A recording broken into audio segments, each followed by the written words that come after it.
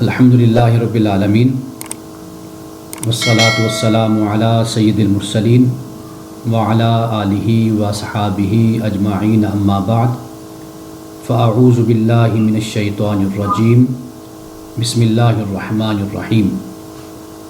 آج سورۃ النور کا رکوع نمبر 5 ہے اور آیت نمبر 35 سے 40 تک ہے۔ یہ ایک رکوع بنتا ہے اور میں آج ایک ایک آیت پہ روشنی ڈالوں گا۔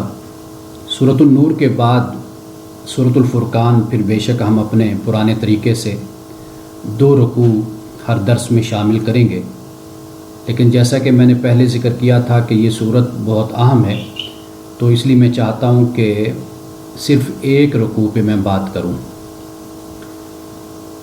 سب سے پہلے آیت نمبر 35 ہے، اس میں نور کا ذکر ہے اور انشاءاللہ نور سے ہم آغاز کر رہے ہیں اور اختتام بھی ہم نور پہ کریں گے، یعنی آخر میں رسول اللہ صلی اللہ علیہ وسلم کی دعائیں جو ہمیں مستند روایات سے ہمیں ملتی ہیں کہ جن میں رسول اللہ صلی اللہ علیہ وسلم نے اللہ سبحانہ و تعالیٰ سے نور کا سوال کیا ہے اور ہر پہلو سے، ہر حوالے سے اللہ تعالیٰ سے نور ہی مانگا ہے، اور وہ ایک طویل دعا ہے، اس کے کچھ حصے ہیں، وہ میں آپ کو پڑھ کر سناؤں گا کہ جن میں رسول اللہ صلی اللہ علیہ وسلم نے اللہ سے نور مانگا ہے۔ تو وہ آخر میں ہم اپنے درس کا اختتام آپ علیہ الصلوۃ والسلام کی دعا پہ ہم کریں گے۔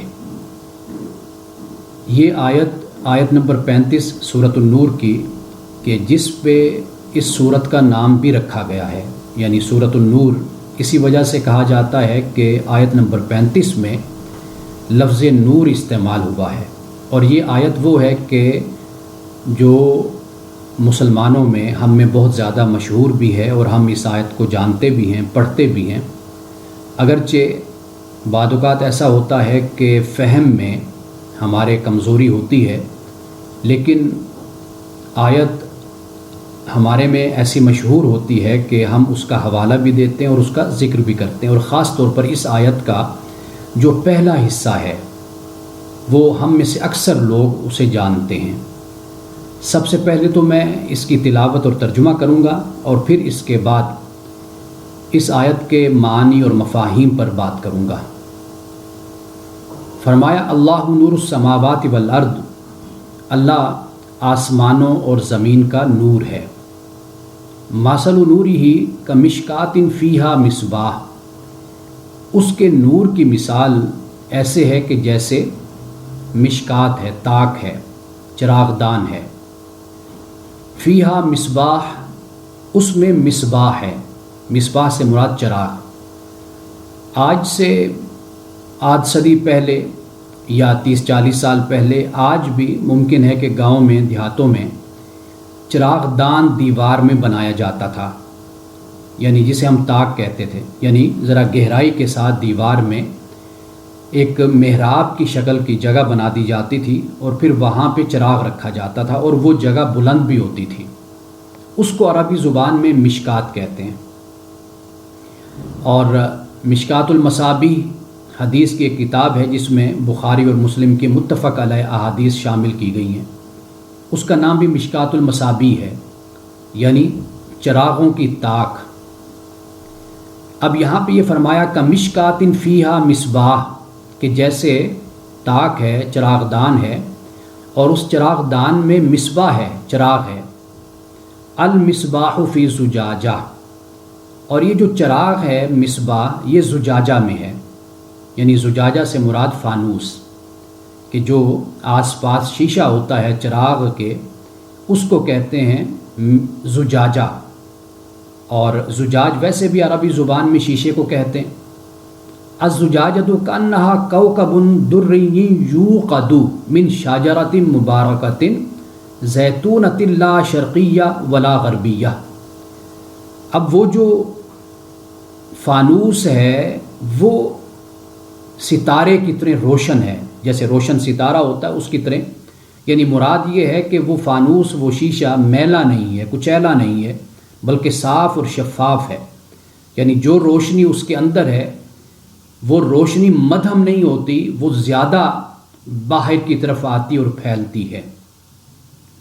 یوقد من شجرۃ مبارکہ، اور یہ جو چراغ ہے یہ روشن ہوتا ہے کس سے؟ شجرہ مبارکہ سے، برکت والے درخت سے۔ کون سا درخت؟ جو زیتون کا درخت ہے۔ لا شرقیہ ولا غربیہ، اور یہ نہ تو شرقی ہے اور نہ غربی ہے۔ یکاد زیتھا یضیء ولو لم تمسسہ نار، کہ یہ خود ہی یہ تیل روشن ہو جاتا ہے یا روشن کر دیتا ہے اگرچہ اس کو آگ نہ چھوئے۔ یعنی یہ جو زیتون ہے، زیت ہے، یہ جو تیل ہے، اس میں اتنی طاقت ہے اور اتنی اس میں قوت ہے کہ یہ تیل آگ لگے نہ لگے یہ خود بخود یہ روشن ہو جاتا ہے۔ نور علی نور، نور پر نور۔ یہدی اللہ لنورہ من یشاء، اللہ تعالیٰ اپنے نور کی ہدایت دیتا ہے جسے چاہتا ہے۔ ویضرب اللہ الامثال، اور اللہ تعالیٰ مثالیں دیتا ہے، للناس، لوگوں کے لیے۔ واللہ بکل شیء علیم، اور اللہ ہر شے کا علم رکھنے والا ہے۔ سب سے پہلے تو ہم نور کو سمجھتے ہیں کہ نور کیا ہے، اور پھر اس کے بعد قرآن مجید میں مختلف مقامات پہ نور کا ذکر آیا، ان آیات کی ہم تلاوت کرتے ہیں۔ سب سے پہلے تو یہ بات یاد رکھیے کہ نور وہ ہوتا ہے جو خود ظاہر ہو اور اپنے غیر کو بھی ظاہر کر دے۔ عربی زبان میں ہم کہتے ہیں کہ الظاہر بذاتہ والمظہر لغیرہ، کہ جو اپنی ذات میں ظاہر ہو، نمایاں ہو، اور دوسرے کو وہ ظاہر کر دے، یہ نور ہے۔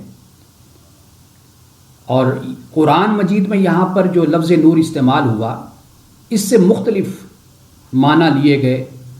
حضرت ابن عباس رضی اللہ تعالی عنہ نور سے مراد یہ لیتے تھے کہ ہادی، ہدایت دینے والا۔ بعد نے یہ کہا کہ اس سے مراد علم ہے، بعد نے یہ کہا کہ اس نور سے مراد یہ ہے کہ اللہ سبحانہ و تعالیٰ مدبر ہے آسمانوں اور زمین کا۔ اور یہ بھی کہا گیا کہ نور سے مراد ناظم ہے، ناظم سے مراد یعنی اس کائنات کے نظام کو، انتظام و انسلام کو چلانے والا اللہ سبحانہ و تعالیٰ کی ذات ہے۔ تو گویا کہ نور کا لفظ اور اس کا معنی مختلف انداز سے اور مختلف معنی اور مفہوم کے ساتھ بیان کیا گیا، اور صحابہ نے بھی بیان کیا، تابعین نے بھی بیان کیا، اور بعد میں آنے والے مفسرین اکرام نے بھی بیان کیا۔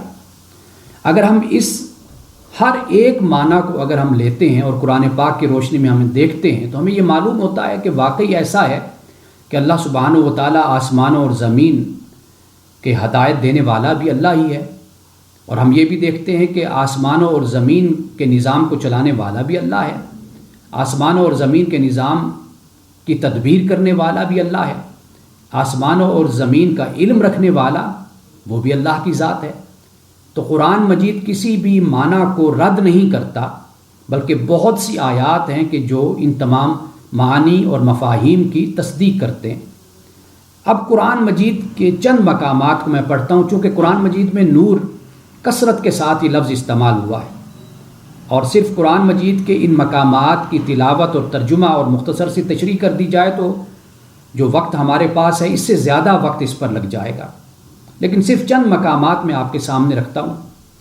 سورۃ البقرہ میں آیت نمبر 257 ہے، اللہ پاک نے فرمایا اللہ ولی الذین آمنوا، اللہ دوست ہے ان لوگوں کا جو ایمان لائے، یخرجہم من الظلمات الی النور، تو اللہ تعالیٰ ان کو یعنی ایمان والوں کو ظلمت سے نکال کر نور کی طرف لاتا ہے۔ والذین کفروا اولیاءہم الطاغوت، اور وہ لوگ جنہوں نے کفر کیا ان کے مددگار کون ہیں؟ طاغوت ہیں۔ وہ کیا کرتے ہیں؟ ان کا کام یہ ہے کہ یخرجونہم من النور الی الظلمات، وہ لوگوں کو نور سے نکال کر ظلمات، اندھیروں کی طرف لے کر جاتے ہیں۔ اب یہاں پہ آپ دیکھیے کہ اللہ تعالیٰ نے ایک نور فرمایا اور ظلمت نہیں فرمایا، ظلمات فرمایا، یعنی اس سے یہ بات سمجھ آتی ہے کہ نور ایک ہے اور تاریکیاں بہت ہیں۔ اللہ کا دین تو ایک ہی ہے، ہدایت اور رہنمائی اور روشنی اور نور صرف ایک ہی ذات کی طرف سے آتا ہے، لیکن اس کے مقابلے میں مختلف مذاہب، مختلف نظریات، باطل خیالات، باطل معبودان، کیا کچھ گھڑ لیا گیا۔ تو قرآن پاک نے اس مقام پر آیت نمبر سورۃ البقرہ کی 257 میں ظلمات فرمایا اور اس کے مقابلے میں صرف نور فرما دیا۔ اب اس کے علاوہ ایک اور مقام ہم دیکھتے ہیں، یہ سورۃ المائدہ ہے اور سورۃ المائدہ کی آیت نمبر 16 ہے۔ یہاں اہل کتاب سے فرمایا، رسول اللہ صلی اللہ علیہ وسلم کے بارے میں فرمایا، یا اہل الکتاب، اے اہل کتاب، قد جاءکم رسولنا، کہ تمہارے پاس ہمارا رسول آیا، یبین لکم کثیرا مما کنتم تخفون من الکتاب، اور وہ واضح کرتا ہے ان تمام اختلافات کو، کہ ان تمام باتوں کو جو تم کتاب سے چھپاتے ہو، وہ کثرت کے ساتھ ان کو بیان کر دیتا ہے، واضح کر دیتا ہے کہ جو باتیں تم کتاب سے، تورات سے تم چھپاتے ہو۔ وَيَعْفُو عَنْ كَثِيرٍ، اور وہ بہت سے باتوں میں درگزر کرتا ہے۔ قَدْ جَاءَكُم مِّنَ اللَّهِ نُورٌ وَكِتَابٌ مُّبِينٌ، تحقیق تمہارے پاس اللہ کی طرف سے نور آیا اور کتاب مبین آئی۔ اب یہاں پہ بعد نے کہا کہ نور سے مراد بھی قرآن ہے، اور کتاب مبین در حقیقت اس کی تفسیر ہو جاتی ہے، اس کی وضاحت ہو جاتی ہے۔ لیکن اگر ہم یہ دیکھتے ہیں کہ پیچھے رسول اللہ صلی اللہ علیہ وسلم کا ذکر آ رہا ہے، اللہ تعالیٰ نے یہ کہا کہ قد جاءکم رسولنا، تحقیق تمہارے پاس ہمارے رسول آئے، تو پھر یہاں پر ذہن اسی طرف جاتا ہے کہ یہاں پر نور سے مراد رسول اللہ صلی اللہ علیہ وسلم کی ذات اقدس ہے، اور کتاب مبین سے مراد قرآن مجید ہے۔ آگے فرمائے یہدی بہ اللہ، اللہ تعالیٰ اس کے ذریعے سے، اب ہی سے مراد رسول اللہ صلی اللہ علیہ وسلم کی ذات اقدس بھی ہے اور کتاب مبین یعنی قرآن مجید بھی ہے، کہ اللہ تعالیٰ اس کے ذریعے سے ہدایت دیتا ہے من اتبع رضوانہ، اسے کہ جو اللہ کی رضا کی پیروی کرتا ہے۔ کس چیز کی ہدایت دیتا ہے، کیا دکھاتا ہے؟ سبل السلام، سلامتی کے بہت سے راستے۔ وَيُخْرِجُهُم مِّنَ الظُّلُمَاتِ إِلَى النُّورِ بِإِذْنِهِ، اور انہیں پھر نکالتا ہے ظلمات سے نور کی طرف، بِإِذْنِهِ اپنے اذن سے، وَيَهْدِيهِمْ إِلَى صِرَاطٍ مُسْتَقِيمٍ، اور وہ انہیں صراط مستقیم، سیدھے راستے کی طرف رہنمائی کرتا ہے۔ اب یہاں پر اللہ سبحانہ و تعالیٰ نے 2 دفعہ نور فرمایا۔ اب واضح بات ہے کہ یہاں نور سے مراد کیا ہو سکتا ہے؟ اللہ کی کتاب ہے، یہاں مراد رسول اللہ صلی اللہ علیہ وسلم کی ذات اقدس ہے۔ اب اس سے آگے ایک اور مقام ہے، سورۃ الانعام آیت نمبر 122، فرمایا اومن کان میتن، کیا وہ شخص کہ جو مردہ تھا، فاحییناہ، تو پھر ہم نے اس کو زندگی دی۔ وہ زندگی کیا دی؟ وجعلنا لہ نورا یمشی بہ فی الناس، کہ ہم نے اس کو نور دیا اور پھر وہ اس نور کے ساتھ لوگوں میں چلنے لگا۔ تو فرمایا کہ یہ شخص کہ جو پہلے مردہ تھا، یعنی مردہ سے مراد یہ نہیں کہ اس کی جان نہیں تھی، اس سے مراد یہ کہ بد عقیدہ تھا، مشرک تھا، کافر تھا، غلط راستے پر چلنے والا تھا، تو اللہ تعالیٰ کہتا ہے کہ پھر اس نے ایمان قبول کیا، اس کو نور مل گیا، وہ اس نور میں چلنے لگا۔ تو کیا یہ شخص اس شخص جیسا ہو سکتا ہے؟ کما مثل فی الظلمات، کہ وہ شخص کے جو اندھیروں میں ہے، لیس بخارج منہا، وہ ان اندھیروں سے نکلنا بھی نہیں چاہتا، ہٹ درم ہے، ضدی ہے، متعصب ہے، ان اندھیروں میں رہنا چاہتا ہے، تو کیا وہ شخص اور وہ شخص کے جسے نور مل گیا، کیا وہ دونوں برابر ہو سکتے؟ فرمایا کبھی نہیں برابر ہو سکتے۔ اب یہاں دیکھیے، یہاں نور سے مراد کیا ہے؟ یہاں نور سے مراد ہدایت ہے، اللہ کا دین ہے، اللہ کی وحی ہے، اللہ کا کلام ہے، یہاں یہ نور مراد لیا گیا۔ اسی طرح ایک اور مقام پر آگے فرمایا، سورۃ الزمر میں آیت نمبر 22 ہے، فرمایا افمن شرح اللہ صدرہ للاسلام فهو علی نور من ربی، کیا وہ شخص کہ اللہ نے جس کے سینے کو اسلام کے لیے کھول دیا اور وہ نور پر قائم ہے، تو کیا وہ شخص اور وہ کہ جس کا دل سخت ہو گیا، اللہ کے ذکر سے غافل ہو گیا، تو فرمایا کیا وہ شخص کہ جسے اللہ نے نور عطا کیا، جس کے سینے کو اسلام کے لیے کھول دیا، اور وہ شخص جس کا سینہ بند رہا، تو کیا وہ دونوں برابر ہو سکتے؟ فویل للقاسیۃ قلوبہم من ذکر اللہ، ہلاکت ہے قاسیہ کے لیے وہ لوگ کہ جنہوں نے سختی اختیار کر لی، شکاوت کی راہ پر چل پڑے، جن کے دل سخت ہو گئے۔ تو فرمایا کس سے سخت ہوئے؟ من ذکر اللہ، اللہ کی یاد سے، اللہ کے ذکر سے غافل ہو گئے۔ تو کیا یہ لوگ اور وہ لوگ برابر ہو سکتے ہیں؟ کبھی نہیں برابر ہو سکتے۔ هل يستوي الذين يعلمون والذين لا يعلمون، قرآن کہتا ہے کیا وہ جو جانتے ہیں جو نہیں جانتے کبھی وہ برابر ہو سکتے ہیں؟ قرآن کہتا ہے کہ اندھیرا اور نور کیا برابر ہو سکتے ہیں؟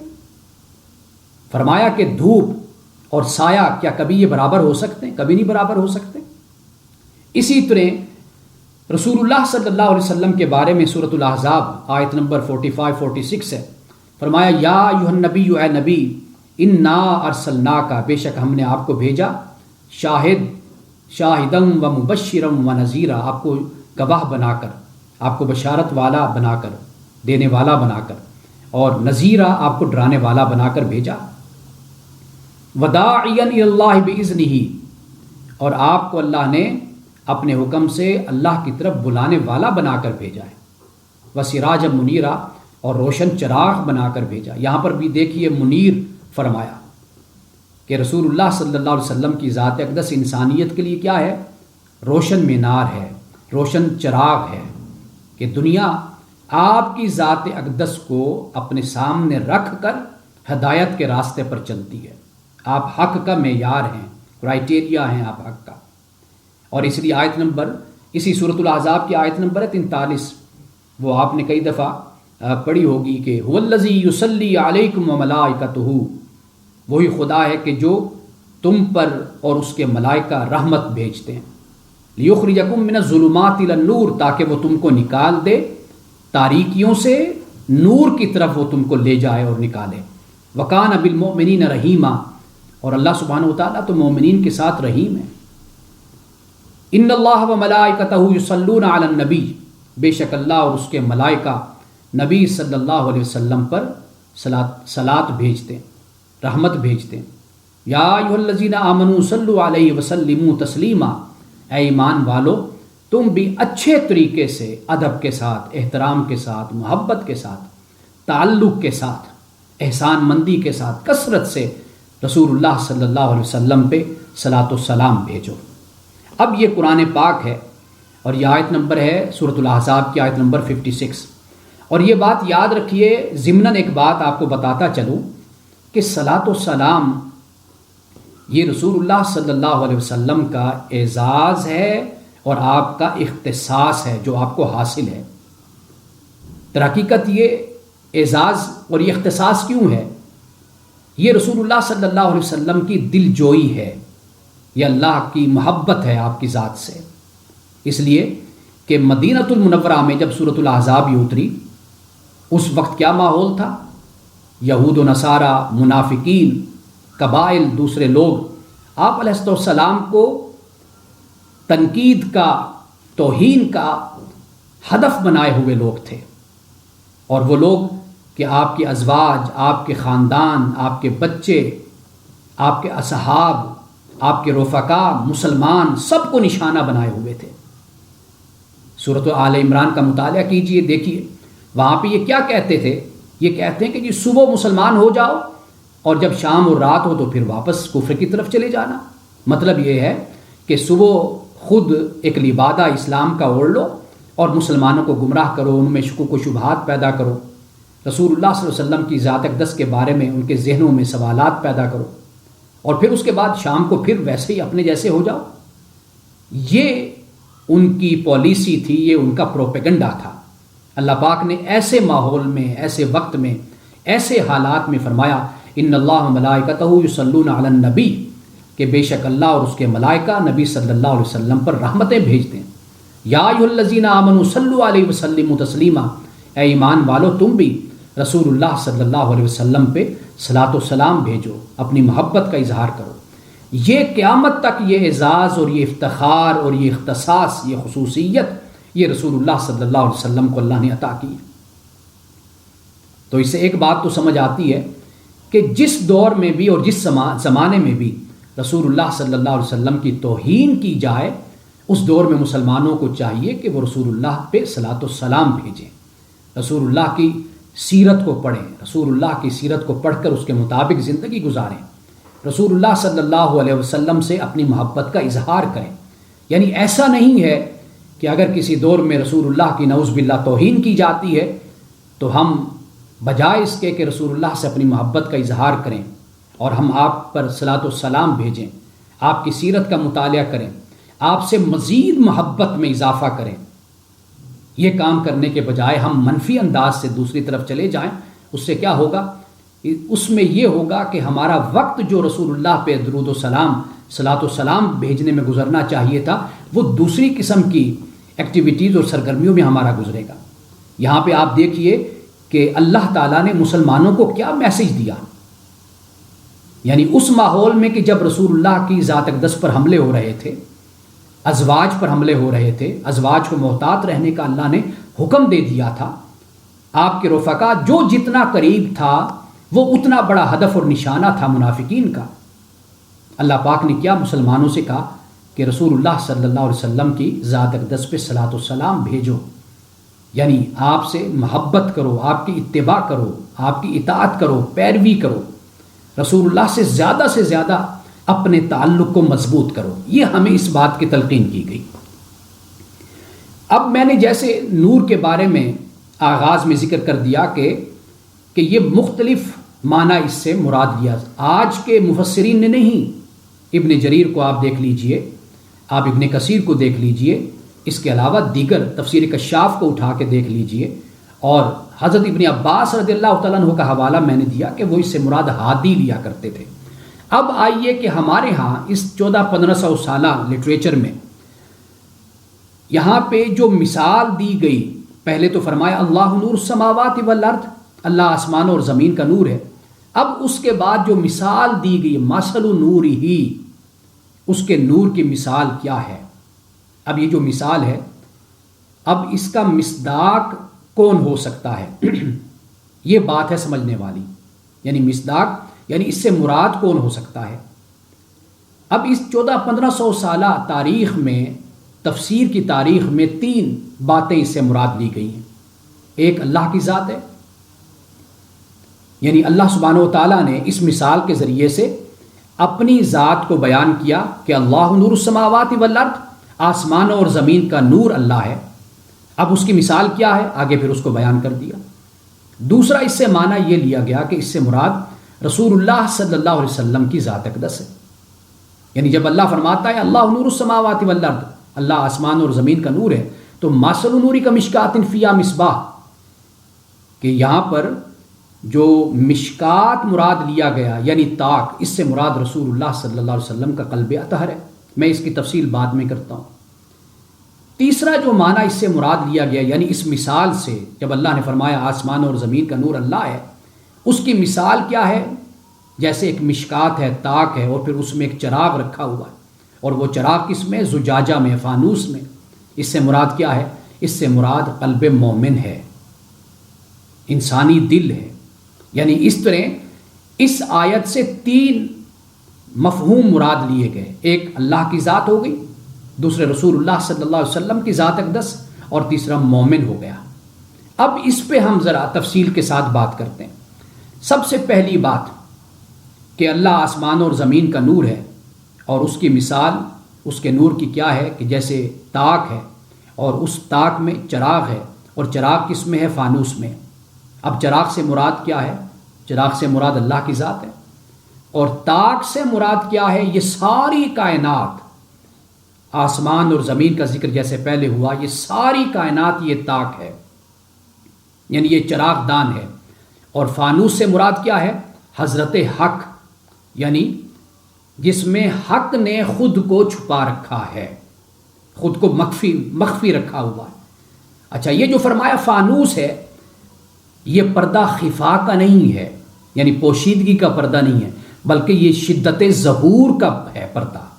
یہ فانوس کا پردہ یہ شدت ظہور کا ہے، یعنی نگاہ خلق، انسانی آنکھ دیکھنے سے عاجز ہے، اللہ کو دیکھ نہیں سکتی، اور وجہ یہ نہیں ہے کہ تاریکی حائل ہے، یعنی وہ جو فانوس ہے، وہ جو زجاجہ ہے، وہ کوئی میلا ہے، کچیلا ہے، نہیں، ایسا نہیں ہے، تاریکی حائل نہیں، بلکہ پردہ شفاف ہے، صاف ہے بالکل، اور شفاف پردے سے گزر کر آنے والا نور ایسا شدید، بسیط اور محیط ہے کہ محدود طاقت رکھنے والی آنکھیں، بینائیاں اس کا ادراک کرنے سے عاجز رہ گئی ہیں۔ تو یہاں پر اللہ سبحانہ و تعالیٰ نے جو چراغ کی بات کی، طاق کی بات کی، فانوس کی بات کی، زجاجہ کی، یہ در حقیقت تمثیل کے اجزاء ہیں۔ باقی اس کے آگے جا کر جو بیان ہوتا ہے وہ در حقیقت اللہ سبحانہ و تعالیٰ یہ بیان فرماتا ہے کہ یہ وہ چراغ ہے، یہ وہ اللہ کی ذات، یہ وہ چراغ ہے کہ جس کی روشنی کبھی مدھم نہیں ہوگی، کبھی کم نہیں ہوگی، یہ ہمیشہ روشن رہے گا اور اس کائنات کو منور کرتا رہے گا۔ ایک معنی یہ لیا گیا، یعنی اللہ کی ذات اس سے مراد ہے۔ آپ کے ذہن میں یہ سوال پیدا ہو سکتا ہے کہ اس کے بعد پھر جو فرمایا کہ یکاد زیتھا یضیء ولو لم تمسسہ نار، اس سے مراد کیا ہے؟ اس سے مراد فقط یہ ہے کہ یہ بتایا گیا کہ اللہ سبحانہ و تعالیٰ کی ذات اور یہ نور یہ کسی کا محتاج نہیں، یہ خود بخود ہی روشن ہے۔ اب اس کے بعد آئیے کہ دوسرا مطلب کہ رسول اللہ صلی اللہ علیہ وسلم کی ذات اقدس اور اس کی مثال، یہ جو طاق ہے یہ رسول اللہ صلی اللہ علیہ وسلم کا قلب اطہر ہے، اور یہ جو چراغ ہے یہ در حقیقت رسول اللہ صلی اللہ علیہ وسلم کی اعلیٰ فطرت ہے، اعلیٰ طبیعت ہے، اعلیٰ مزاج ہے، اعلیٰ اخلاق ہے، آپ کا مصفہ مزکہ باطن ہے، صاف ستھرا باطن ہے آپ کا، یہ وہ چراغ ہے۔ اور فانوس کیا ہے؟ یعنی آپ کا یہ نور ایسا ہے کہ اس میں ظلمت کا شائبہ تک نہیں، ایسا روشن چمکتا ہوا، یعنی فانوس سے یہ مراد ہے۔ اور یہ جو شیشہ لگا ہوا ہے یہ کسی طرح بھی آپ کے نور کو کم نہیں کرتا، آپ کا نور بڑھتا ہے۔ اور پھر اس چراغ کا تیل بابرکت درخت سے ہے، اور وہ درخت کون سا ہے؟ وہ زیتون ہے۔ بعد نے کہا کہ شجرہ مبارکہ سے مراد حضرت ابراہیم علیہ السلام ہے، کہ وہاں سے یہ چراغ روشن ہے، حضرت ابراہیم علیہ السلام کی لڑی سے اور آپ کی نبوت سے۔ جیسے قرآن پاک میں رسول اللہ صلی اللہ علیہ وسلم کو ملت ابراہیمی کا پیروکار کہا گیا اور اس بات کی تلقین کی گئی۔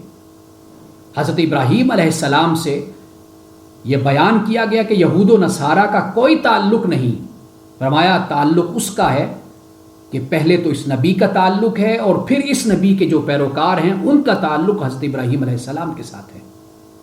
اس لیے واضح طور پر کہا کہ حضرت ابراہیم علیہ السلام نہ یہودی تھے، نہ وہ نصرانی تھے، نہ وہ مشرک تھے، وہ کیا تھے؟ وہ مسلم تھے، وہ مومن تھے۔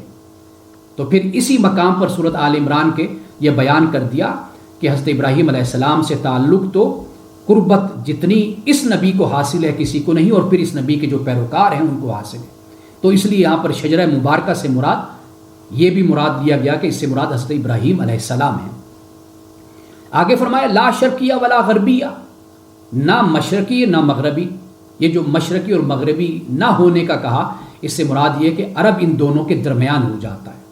ایک معنی تو یہ مراد لیا گیا، اور دوسرا اس سے مراد یہ لیا گیا کہ رسول اللہ صلی اللہ علیہ وسلم جو وحی لائے، جو اللہ کا پیغام لائے، اس کو آپ کسی خاص خطے میں مخصوص نہیں کر سکتے۔ آپ یہ نہیں کہہ سکتے کہ یہ پیغام مشرق کے لیے، یہ پیغام مغرب کے لیے، نہیں، سب کے لیے یہ اللہ کا پیغام ہے۔ اس لیے لا شرقیہ ولا غربیہ کہا، یعنی رسول اللہ صلی اللہ علیہ وسلم کے نور ہدایت سے سارا جہاں منور ہوگا، کل عالم منور ہوگا، یہ اس بات کی طرف اشارہ کر دیا۔ اور جب یہ فرمایا یکاد زیتھا یضیء ولو لم تمسسہ نار، کہ یہ خود ہی روشن ہو جائے گا، خواہ اس کو آگ مس کرے یا نہ کرے۔ اب اس آگ سے مراد کیا ہے؟ یہ تعلق باللہ کہہ لیجیے اس کو، اللہ سبحانہ و تعالیٰ کی طرف سے آنے والی ہدایت ہوگی۔ لیکن یہ وہ رسول اللہ صلی اللہ علیہ وسلم کا باطن ہے کہ جو روشن ہے، یہ وہ اعلیٰ اخلاق ہے، یہ وہ اعلیٰ کردار ہے، یہ وہ آپ کی ذات ہے۔ آپ کی سیرت کو پڑھنے کے بعد یہ آیت مزید سمجھ آ جاتی ہے، یعنی ایسا اعلیٰ کردار کہ جب اللہ کی طرف سے رہنمائی اتری، جب وحی آئی تو اس میں مزید نکھار آ گیا، مزید خوبصورت ہو گیا، مزید حسن و جمال کا مالک ہو گیا، مزید اس کے اندر اچھائی پیدا ہو گئی۔ یہ مراد ہو گیا۔ اب اس کے بعد دیکھیے، یعنی یکاد زیتھا یضیء ولو لم تمسس النار، کہ رسول اللہ صلی اللہ علیہ وسلم کا نور ایسا صاف نور تھا کہ وہ خود ہی روشن ہونے کے لیے تیار تھا۔ یہ رسول اللہ صلی اللہ علیہ وسلم کی بعثت سے پہلے کی زندگی، یہ اس کی طرف اشارہ ہو جاتا ہے۔ اب آگے کیا فرمایا؟ نور علی نور، نور پر نور، یعنی ایک طرف رسول اللہ صلی اللہ علیہ وسلم کا باطن مصفہ مزکہ منور باطن، ایک طرف یہ، اور دوسری طرف اللہ کی وحی، اللہ کی ہدایت رہنمائی آئی۔ جیسے یہ آئی تو کیا ہو گیا؟ نور علی نور ہو گیا، نور نور پر ہو گیا۔ اب یہ دوسرا معنی مراد ہوا رسول اللہ صلی اللہ علیہ وسلم کی ذات اقدس۔ اور تیسرا جو معنی اس سے مراد لیا گیا کہ مومن کا دل، یعنی مشکات سے مراد ہوا، یعنی طاق سے مراد ہوا قلب انسانی یا قلب مومن، مومن کا دل۔ اب اس طاق میں، یعنی اس چراغ دان میں جو رکھا ہوا مصباح ہے، وہ کیا ہے؟ وہ ایمان ہے۔ اور زجاجہ فانوس، اس سے مراد یہ ہے کہ جو شخص بھی اپنے ایمان میں پختہ ہوتا ہے، کبھی اس کے پاؤں متزلزل نہیں ہو سکتے، اس لیے کہ جب ایک مومن، جب اس کے ایمان کو تشبیہ دی گئی چراغ سے، اور پھر اس چراغ کی حفاظت فانوس کرتا ہے، تو پھر اس سے مراد یہی ہے کہ چراغ کی لو کبھی مدھم نہیں ہوتی، کبھی بجھتی نہیں ہے، چراغ بجھتا نہیں ہے۔ کیوں؟ اس لیے کہ اس کے آس پاس مومن کا پختہ ایمان اس کی نگہبانی کرتا ہے، اس کی حفاظت کرتا ہے، اس کی چوکیداری کرتا ہے۔ تو یہاں پر ایک یہ معنی بھی مراد لیا گیا۔ اب جب یہ کہا یکاد زیتھا یضیء ولو لم تمسسہ نار، اب میں اس حوالے سے چاہتا ہوں کہ تھوڑی سی مزید وضاحت کر دوں۔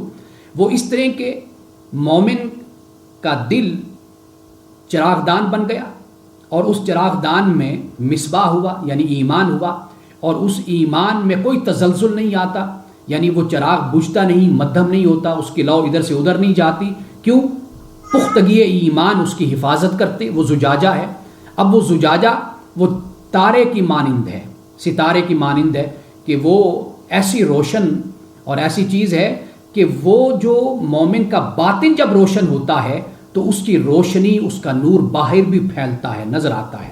ایسا نہیں ہے کہ وہ زجاجہ اور وہ فانوس اس کی روشنی کو اندر روک دیتا ہے، ایسا نہیں ہے، بلکہ مومن کے پورے وجود کو اور پورے ماحول کو منور کر دیتا ہے۔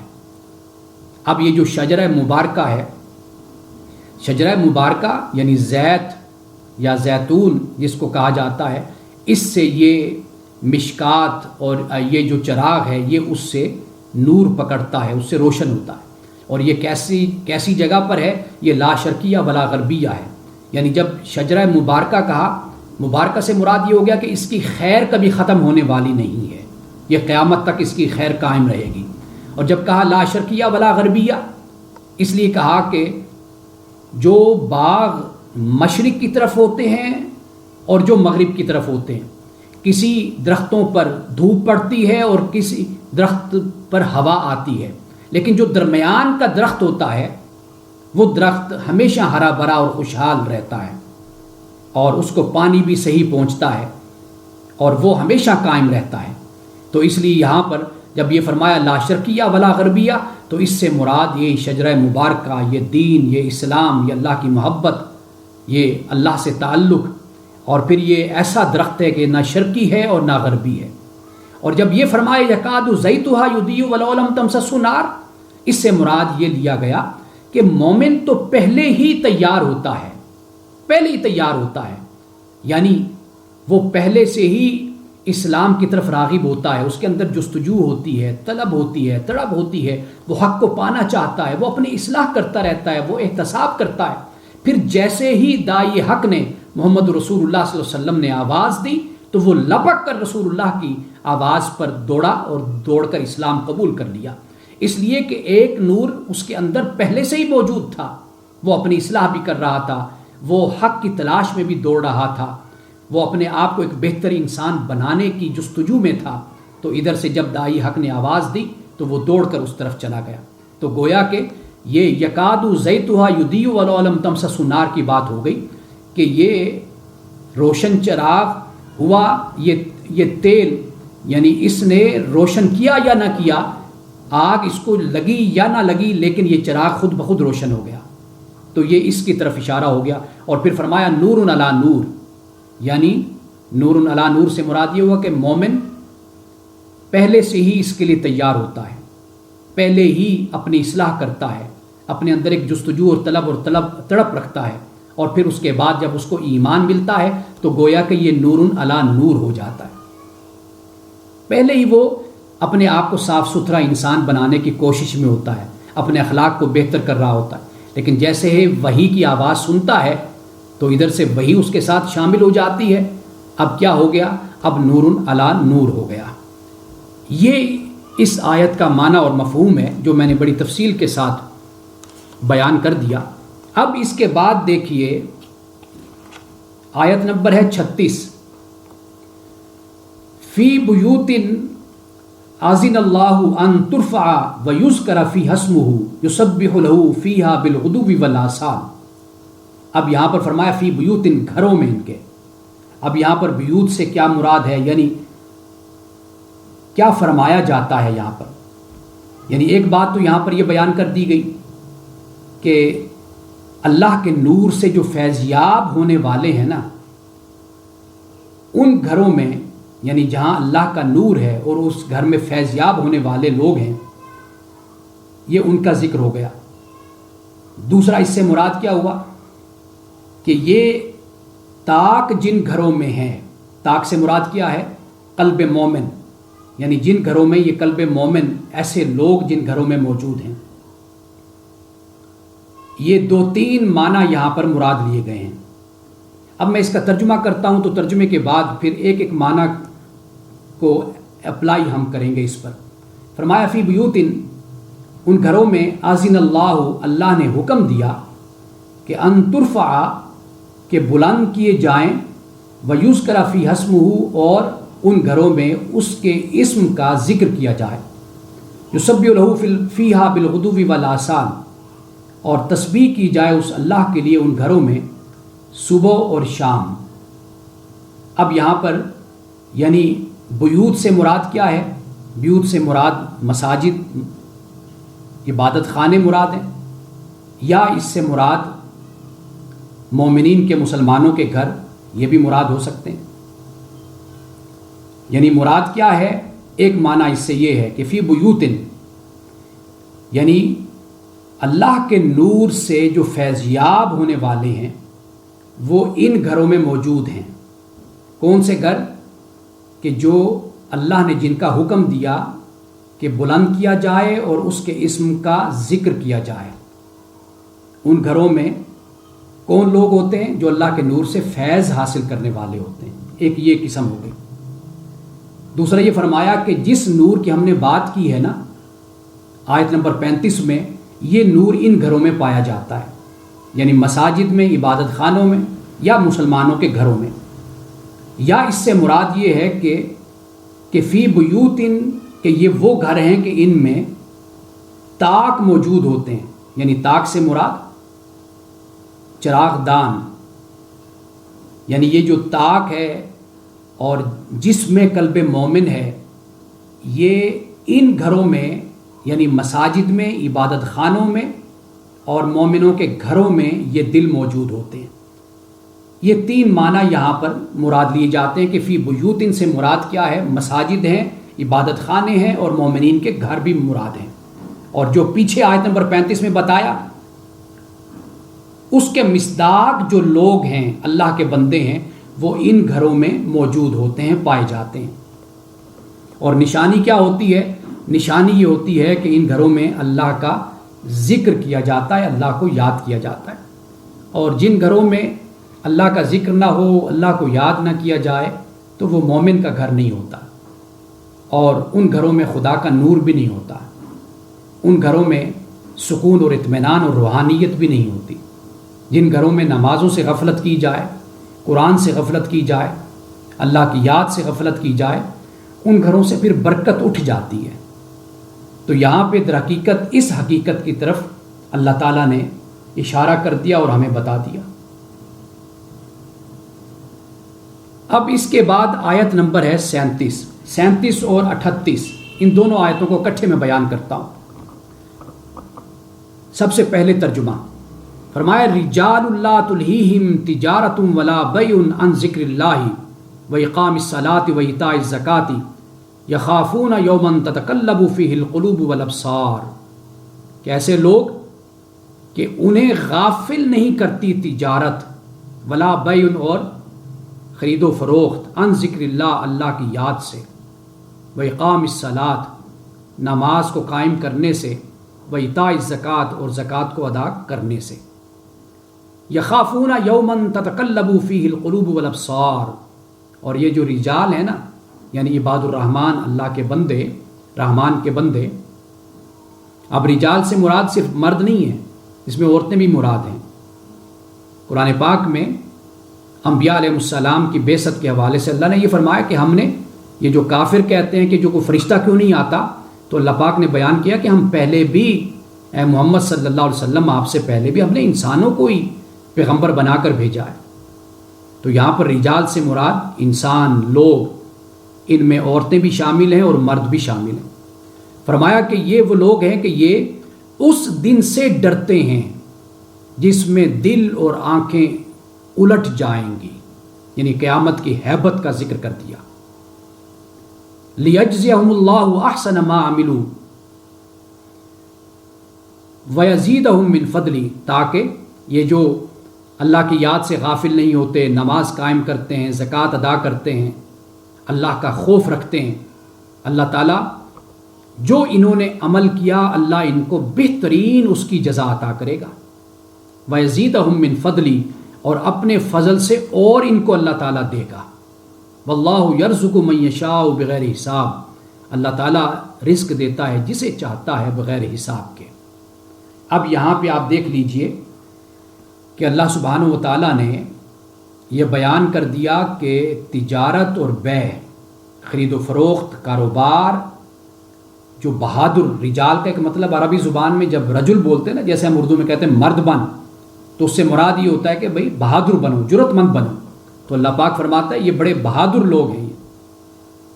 اپنے نفس سے لڑنا یہ آسان بات نہیں ہوتی کہ انسان ایک طرف ہزاروں لاکھوں کا منافع ہو اور دکان پر بیٹھا ہو، کاروبار کر رہا ہو، ادھر سے نماز کا وقت ہو جائے تو وہ کہے جی میں نے اب جا کر نماز ادا کرنی، یہ آسان بات نہیں ہے۔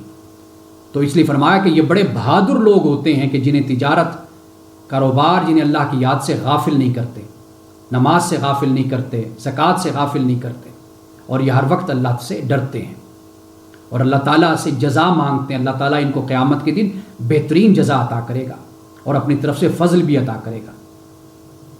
یہ جو اضافی طور پر فرما دیا جاتا ہے، یہ فرمانا در حقیقت اس لیے ہوتا ہے کہ اللہ تعالیٰ یہ ہمیں بتاتا ہے کہ میرا فضل، میری رحمت، اس کی حد کوئی نہیں ہے۔ جتنا اخلاص اپنے اندر پیدا کرو گے، جتنی پاکیزگی اپنے اندر پیدا کرو گے، جتنی طہارت پیدا کرو گے، اسی طرح میرا فضل اور میری رحمت بھی بڑھتی چلی جائے گی۔ اب یہاں تک تو بات ہو گئی نور کی اور نور والوں کی بات ہو گئی، یعنی اہل نور کی بات ہو گئی، آسمانوں اور زمین کا نور، اور پھر اس کی مثال بتا دی، اللہ کی ذات ہے، رسول اللہ کی ذات ہے، مومن کا دل ہے، مومن کی ذات ہے۔ اب یہ سب کچھ بیان کر دیا۔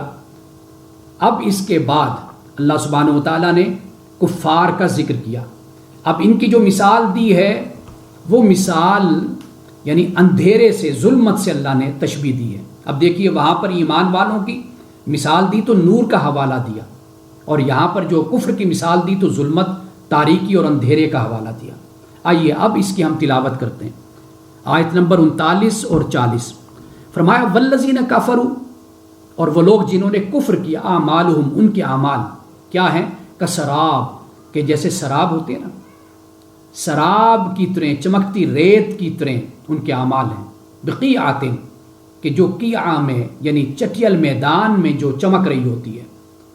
انسان جب ریگستان میں جاتا ہے، صحرا میں جاتا ہے، تو دور سے پیاسے کو ایسے نظر آتا ہے کہ جیسے پانی ہے، لیکن جب قریب جاتا ہے تو وہ پانی نہیں ہوتا۔ یحسبہ الظمآن ماء، کہ اس کو پیاسا گمان کرتا ہے کہ وہ پانی ہے۔ حتی اذا جاءہ لم یجدہ شیئا، یہاں تک جب اس کے پاس پہنچتا ہے تو وہاں کچھ بھی نہیں پاتا. وہ وجد اللہ عندہ، اور وہ وہاں اپنے پاس اللہ کو پاتا ہے. فوفاہ حسابہ، تو اس کا حساب اس کو پورا پورا ملے گا. واللہ سریع الحساب، اور اللہ تعالیٰ جلد حساب لینے والا ہے. یعنی یہ معاملہ ہے کفار کے اعمال کا، یہ معاملہ ہے ریاکاری کرنے والوں کا، یہ معاملہ ہے تاریکی کو چننے والوں کا، یہ معاملہ ہے گمراہ ہونے والوں کا، یہ معاملہ ہے ان لوگوں کا کہ جو صرف دنیا سمیٹتے ہیں، جن کو آخرت کی کوئی فکر نہیں ہے. معاملہ یہ ہے کہ بہت کچھ کرنے کے باوجود بھی جب قیامت کے دن اللہ کی بارگاہ میں حاضر ہوں گے تو اعمال کو نہیں پائیں گے، بلکہ اپنے سامنے خدا کو پائیں گے، اور خدا ان سے پھر حساب و کتاب لے گا. اب یہاں پر اعمال کا ذکر کیا، یہ بات یاد رکھیے، یہاں پر اعمال کا ذکر کیا. اب اس سے اگلی آیت نمبر 40 جس پہ ہمارے اس درس کا اختتام ہوگا، اب اس میں در حقیقت ان کے عقائد باطلہ کا ذکر کر دیا گیا، ان کی ذہنی کیفیت کا ذکر کر دیا گیا کہ جو شک اور شبے میں ڈوبے رہتے ہیں، ظن اور گمان میں مبتلا رہتے ہیں.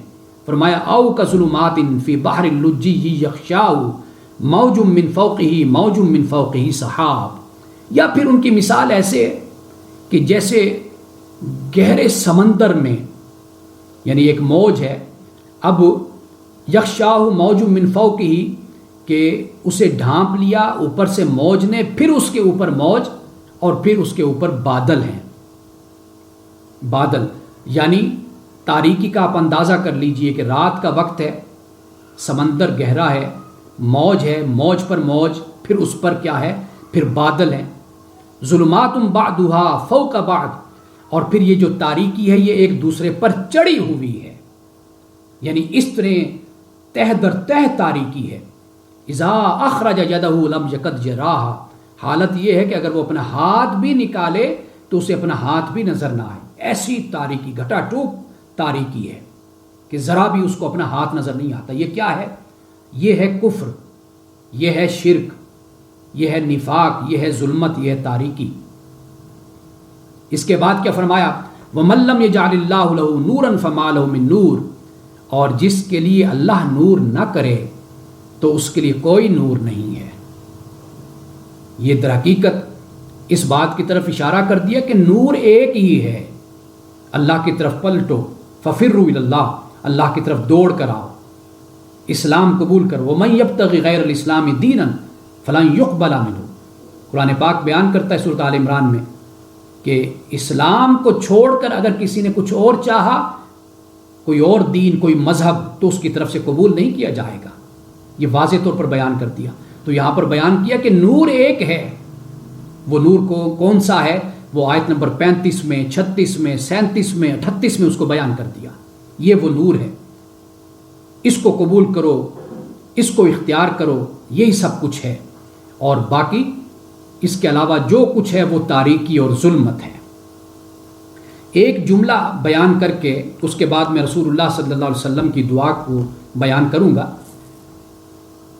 یہ 1992-93 کی بات ہے. تو اس وقت بھی میں طالب علمی کے دور میں درس دیا کرتا تھا، لاہور میں دیتا تھا، اور قلعہ گجر سنگھ میں وہاں پہ میں درس دیتا تھا، ہفتہ وار ہمارا درس ہوتا. تو مجھے اب تک یاد ہے کہ نور پہ میں نے بڑی تفصیل کے ساتھ بات کی تھی، اور آج تک وہ مجھے اپنے جملے یاد ہیں کہ قرآن مجید کو پڑھنے کے بعد نور کے حوالے سے ایک عالم، ایک طالب علم اس نتیجے پہ پہنچتا ہے اللہ کی ذات بھی نور ہے، جبریل بھی نور ہے، رسول اللہ صلی اللہ علیہ وسلم کی ذات اقدس بھی نور ہے، قرآن بھی نور ہے، اور جس منزل پہ اللہ سبحانہ و تعالیٰ انسان کو پہنچانا چاہتا ہے وہ منزل بھی نور ہے.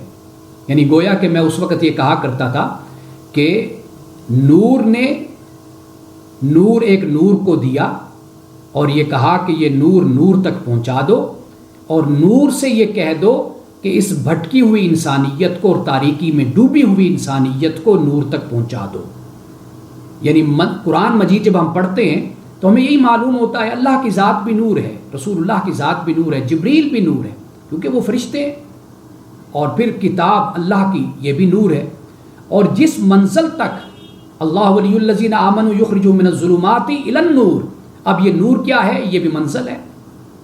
تو گویا کہ قرآن مجید یہ بتاتا ہے کہ یہ تمام کہ جو انسان کی رہنمائی کا ذریعہ ہیں یہ سب کے سب یہ نور کہلاتے ہیں. اور نور کا لفظ جب ہم بولتے ہیں تو اس سے ایک مثبت امیج ہمارے ذہن میں ایک پازیٹیو امیج آتا ہے. یعنی اسی لیے تو مفسرین کرام نے نور سے مراد ہادی مراد لے لیا، علم مراد لے لیا، اور علم کے مقابلے میں جہالت ہوتی ہے. اور نور سے مراد اللہ کی ذات کے جو مدبر ہے، اور نور سے مراد ناظم ہے، منتظم ہے، اس کائنات کے نظام کو چلانے والا ہے. تو یہ آج ہماری گفتگو بڑی تفصیل کے ساتھ نور کے حوالے سے بھی ہوئی، اور 5واں رکوع بحمد اللہ تعالی آج ہم نے مکمل کر لیا.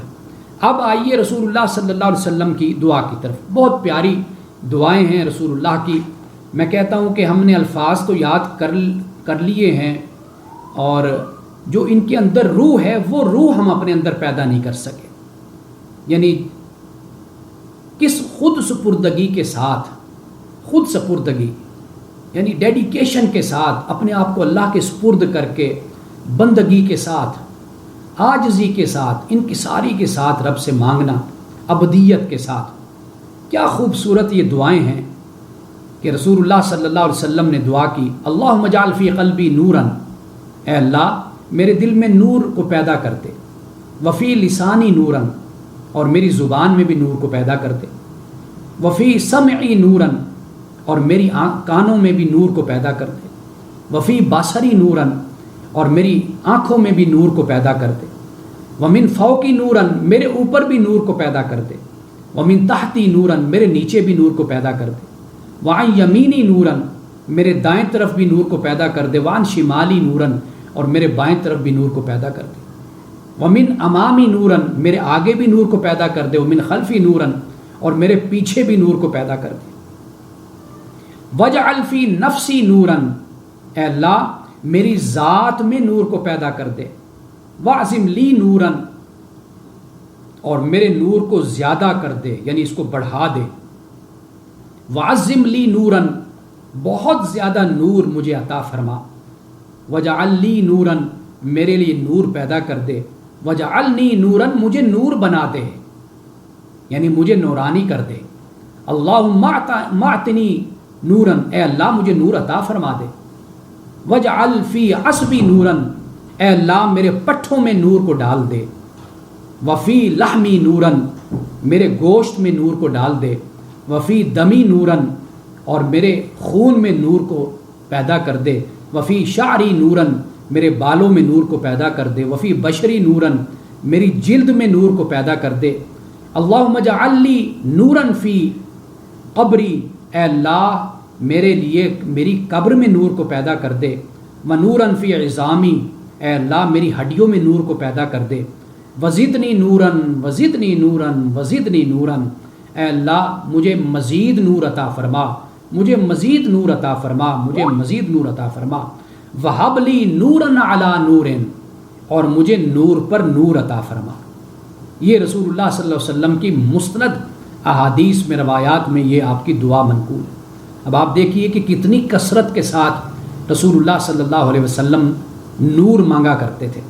یعنی اگر آپ کو عربی یاد نہیں ہوتی تو آپ عربی کو چھوڑ دیں، لیکن آپ اردو میں اسی طرح اللہ تعالیٰ سے آپ دعا کر سکتے ہیں دل کے حوالے سے، زبان، کان، آنکھیں، اوپر نیچے، دائیں بائیں، اور اپنے بالوں میں، اپنے جسم میں، اپنے خون میں، اور اپنے انگ انگ میں، اعضاء میں یہ نور مانگا جا سکتا ہے. قبر کے لیے نور مانگا جائے جہاں تاریکی اور اندھیرا ہوگا.